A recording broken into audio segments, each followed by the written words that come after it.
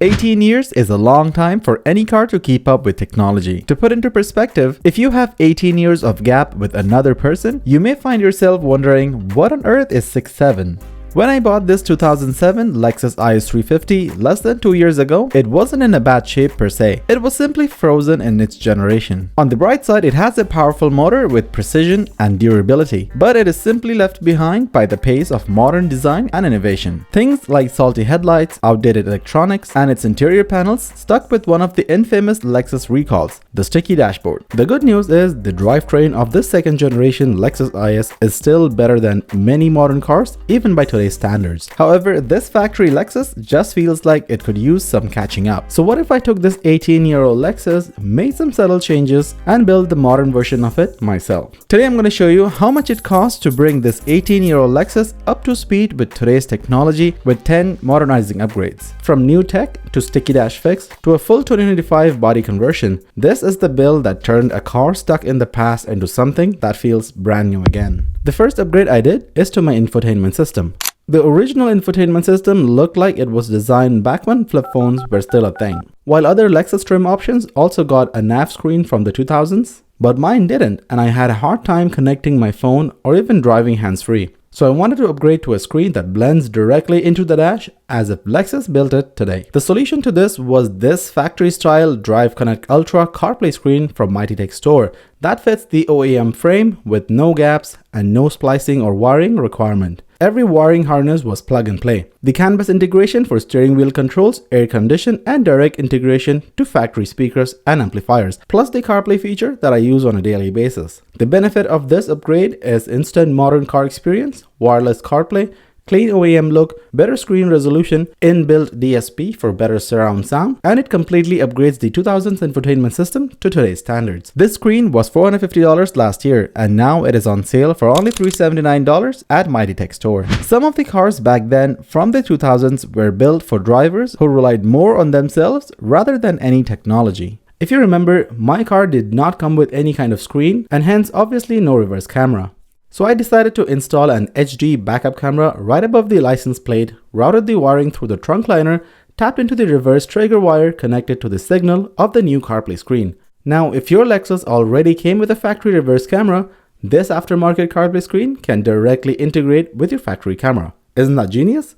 This upgrade definitely brought clear visibility while backing up, no more neck twisting, nighttime clarity, and makes the car instantly feel 10 years newer. This reverse camera came complimentary with my new factory design screen, but if you already have an aftermarket screen, you could purchase this separately for about $25. The third modernizing upgrade was a Dashcam, but this Dashcam is an advanced driver assistance system or ADAS because you never know who's gonna brake check on you or play tag with your bumper. But in order to modernize my car, I installed this ADAS DVR camera that directly integrated with my screen. This camera acts as a driving assist as well as records the road while driving. I simply connected the USB power cable to the screen's USB port, tucked the wires behind the A-pillar trim, and that was it. This front integrated DVR camera gave me on-road recording, and this also connects with my phone via Wi-Fi so I can review and download any recording. This DVR camera costed me about $35 on Black Friday deals. If you're driving an old car, you know the struggle of not having a USB port in the car for charging your phone, accessing a flash drive, or something else. I upgraded the interior of my car with an OEM designed 12-volt USB port which is capable of 30-watt USB-A fast charge module. I simply extended my dual external USB ports that already came with the aftermarket screen and retrofitted in one of the empty poverty buttons. The result is access to fast charging, cleaner cable management, and the objective to modernize the car without making it look obvious. The USB port makes the cabin feel very modern and only cost $19. Even in the mid-2000s, Lexus was relatively way ahead of their time, but they had the limits. For example, the TPMS, which is tire pressure monitoring sensor. In the older Lexus models, such as my 2007, it would give you a warning for low tire pressure, but it doesn't necessarily tell you which tire has low pressure and by how much. But I wanted to get an actual pressure and temperature data just like the modern Lexuses. So I installed these external TPMS sensors that connects directly to my USB port, and it displays real-time pressure and temperature, gives me early warning for punctures and safer highway driving. I can simply keep it connected to one of my USB ports or just mount it whenever I want to see the pressure. This adds a modern safety feature and keeps me informed while while costing me only $50. If you have a 2000s Lexus or even a Toyota of that generation,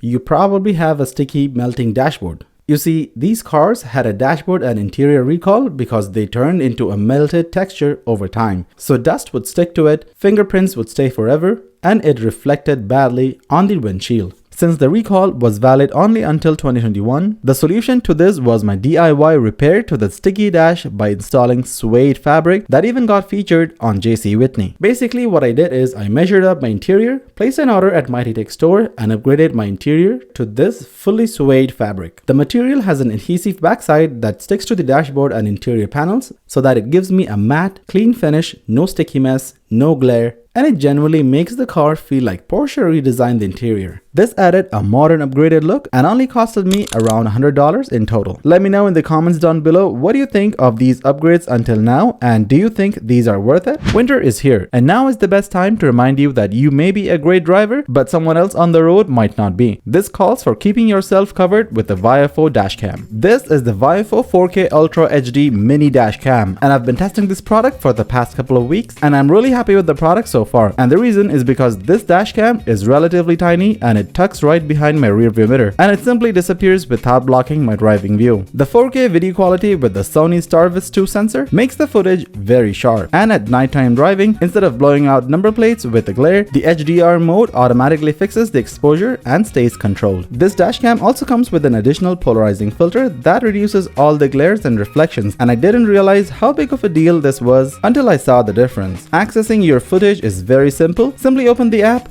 tap connect once, and you're done. I've had moments where someone backed up way too close in the parking lot, and being able to grab the clip on the spot is very assuring. If you want 24-hour surveillance, you can also purchase the VIOFO's hardware kit. You can simply wire the camera right into your fuse box, and it works the same way as normal. Basically, when you turn off the car, the dashcam simply doesn't. It switches to parking mode surveillance, and if someone walks near your car, bumps it, tries to break in, or even just parks too close, it automatically wakes up and records everything. It is genuinely one of the best passive protections you can add to your car. The hardware kit also comes with a voltage regulator that you can set up to automatically stop parking mode recording when your car's battery voltage drops to a certain level, or you can simply set how many hours you want parking mode to be active. If you're someone like me who drives a lot, works on cars, parks in public spaces, or just wants that peace of mind, this VIOFO Pro Mini Dash Camera is the best choice. I challenge you to find a VIOFO product online with average reviews below 4.3 stars. I'm going to put a link in the description if you guys are interested. Do check it out. Huge thanks to VIOFO for sponsoring today's episode. Now let's get back to it.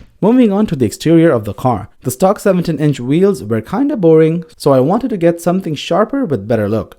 So I got myself these 18-inch Touren wheels with low profile tires, repainted them to gloss black, and also installed hub-centric wheel spacers for perfect fitment. I also rolled the rear fenders to avoid rubbing. The wheels were off marketplace for around $500, and the spacers were for $25 from Amazon. The second generation Lexus has that iconic xenon headlights and the taillights, but after almost 2 decades, these look dim, yellow, and sad compared to newer cars. So if I wanted to modernize the headlights, I could either fit them with some high output LED bulbs or replace the whole lights to match the 2024 IS500 headlights and taillights. To do this, I installed the 2024 design headlights, which was a drop-in replacement, and wiring for DRLs and turn signals were simple adaptation. After I installed these headlights, I simply aligned the beams properly so I don't blind the oncoming drivers. I did a similar install on the rear with an LED sequential taillight that also directly fit in without any modifications. These lights don't have any flickering and doesn't turn on any fault codes in your car. I bought the headlights and taillights as part of a whole body kit, which you will see in a minute. So I can assume these front and rear lights costed me approximately $800 in total. Since we're talking about the exterior,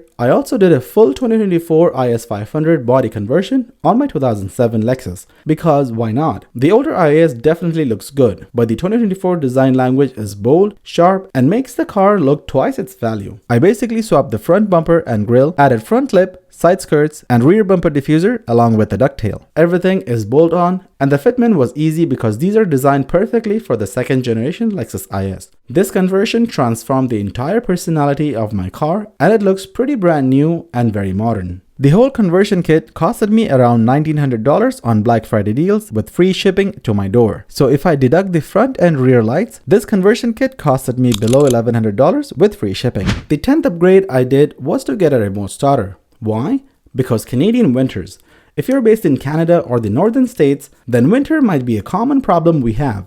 So I installed the iData Start remote start system that works with the OEM key fob using a bypass module so the immobilizer doesn't freak out. Hardwired the control module under the steering column behind the dash, and this enabled me to turn on my car and get it warmed up in the winter, get it cool in the summer, and only costed me around $200. This brings my total cost of modernizing to approximately $3,200 give or take. Let me know in the comments below if you would modernize your good old Lexus or you prefer buying a newer model. So there it is. 10 upgrades that took my 18-year-old Lexus from nice old car to hold on. What year is this thing? This build has been one of the most satisfying projects I've ever done. Not because I'm trying to make it the fastest or the loudest, but because I turn an aging car into something that genuinely feels modern, comfortable, reliable, and a fun everyday car. And honestly, that's the beauty of older cars. If the chassis is good and the engine still pulls strong, the rest is just creativity and some elbow grease, eh? You can technically bring these cars back to life for a fraction of the cost of buying something new. If you enjoyed the upgrades, I have all the step-by-step tutorials on my channel and the links of the products below in description. If you learned something new, hit that thumbs up button and don't forget to subscribe. Until next time, I'll see you on the next one.